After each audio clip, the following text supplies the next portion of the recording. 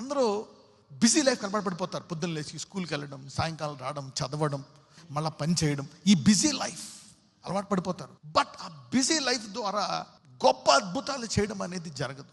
గుర్తుపెట్టుకోండి. You see the Bible from Genesis to Revelation, ఆది కాండం నుంచి ప్రకటన వరకు చూసుకోండి. వరాలు, మరి ప్రత్యేకంగా అద్భుత వరాలు, గిఫ్ట్స్ ఆఫ్ స్పిరిట్, వరాల విషయమై నీ జీవితంలో మహిమ నుంచి అధిక మహిమకి వెళ్ళాలనుకోండి, దేవుడు నిన్ను ఎడారికి తీసుకెళ్తాడు. He will take you inter isolated wilderness place. ఆ టైంలో అలాగే పెడతాడు నిన్ను. ఉదాహరణకు మోషే ఒక బిజీ లైఫ్ లీడ్ చేశాడు కొన్ని సంవత్సరాలు.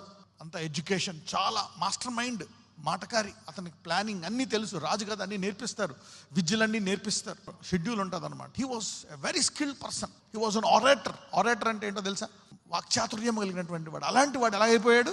నత్తివాడైపోయాడు. ఎప్పుడు?